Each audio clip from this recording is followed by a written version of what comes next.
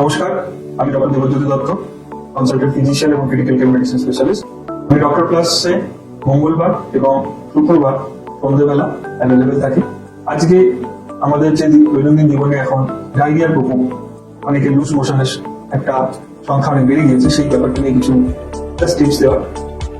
এই যে আমাদের মনসুন চলে এসছে, বর্ষা হচ্ছে, এই বর্ষার সাথে সাথে আমাদের ডায়রিয়াল ডিজিজের সংখ্যা অনেক বেড়ে যায়। এই সময় আমাদের কিছু কিছু জিনিস ঠিক রাখতে হয়। তার মধ্যে আবার প্রথম হচ্ছে কোনো খাবার খাওয়ার আগে হ্যান্ড ওয়াশিং, হাত পরিষ্কার রাখা, যেখানে সেখানে হাত না দেওয়া, কারণ এই সমস্ত জীবাণুগুলো হাতের সাহায্যে আমাদের মুখে দেওয়ার প্রবণতা সবথেকে বেশি থাকে। এই সময় জল খাওয়া এবং পরিশোধিত জল খাওয়ার চেষ্টা করা উচিত, সেখান থেকে খাদ্য পানীয় না নেওয়াই বেটার। তার সাথে আমাদের দৈনন্দিন জীবনে যে ফাস্ট ফুড এবং লোকাল ফুড আমরা খেতে থাকি বাইরে বেরিয়ে, সেক্ষেত্রেও নজর রাখা যে সেগুলো হাইজেনিক পদ্ধতিতে তারা করছেন কিনা, ততটা হাইজিন তারা মেনটেন করা যায়।